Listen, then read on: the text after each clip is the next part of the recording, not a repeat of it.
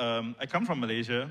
So it's a Muslim country, and there's a stronghold, like we cannot preach the gospel to the Muslims because you can get jailed.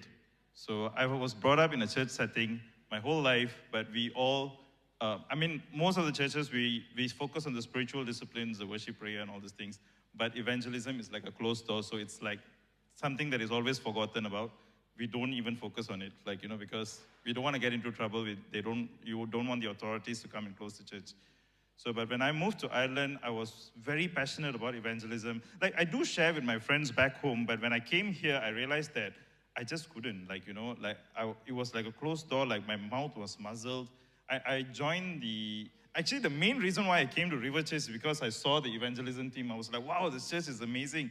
I really need to be part of it. But when I came into the church, it's about a year ago that I walked into the church, but I just couldn't. I followed the evangelism team and all that. I just couldn't, and I am a GP, I'm a doctor, and I speak to random people, 30 people, 40 people, and it's so natural for me to talk to random people. But when it came to evangelism, it was like a closed door. I was hiding behind everybody, I just couldn't open my mouth, And then I realized that this is a stronghold, that I have believed in this lie for the past 30 over years of my life. Okay, so 27. Yeah, I believed in this lie, and then this past few weeks, I was asking God to break this lie off me.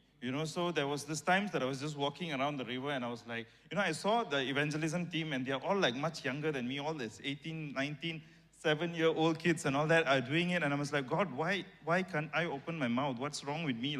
What's hindering me and all that? And then the hunger for the souls came, and when I started to walk in the streets, I feel like, oh my God, they all need Jesus. They all need Jesus in their life, and I also see all these patients who are depressed and anxious and suicidal. I was like, oh my God, you guys just need Jesus in your life. That's why the lack of it is causing you to be in depressed and anxious state, and it's like a complete depressed nation over here, so it's like the hunger came, but the boldness didn't come. Maybe your daughter prayed over us, and the boldness came or whatsoever, but then yesterday I decided to go to Waterford. And then in the car, I was thinking, oh my God, I'm going to just probably shadow around someone. I was thinking that. But I was just praying in tongues in the journey and all that. And then I partnered up with Fire Rita. Okay. So I thought I'm just going to be this additional person who's just going to add on to whatever that she says, and feel happy about it at the end of the day. But I think the second or the third person, something just happened inside of me, some spiritual shift, some fire burning, and I was just going on. I couldn't stop. I just couldn't stop. And the number might not be great, but I think that the shift inside me put me in such great ecstatic joy yesterday that it was overnight I was finding it a bit difficult to sleep because I was just too happy. I didn't want the day to end. Sometimes when you have a very happy and a joyful day, you don't want it to end. So I didn't want to sleep because I don't want the day to end. I was in that kind of joy. And then it was like a muzzle, the stronghold of being from a Muslim country that I cannot share. God broke it yesterday, and it was unbelievable. Yeah. And I would really like to urge all of you, this is what God called us to do, because in Mark chapter 16, it's actually already the commission that he gave us. You see, it's go into all the world and preach the gospel to every creature, and everyone who believes is baptized, and who is baptized will be saved, and who does not believe will be condemned. And in Acts chapter 1, verse 8, he says that, but when you shall receive power when the Holy Spirit come upon you, and you shall be witnesses for me in Jerusalem, in all Judea and Samaria, and to the end of the world.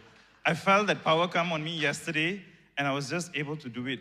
I thought the pleasures of the world, being a bit comfortable, I travel a lot, and I thought that this is going to be my joy. And then this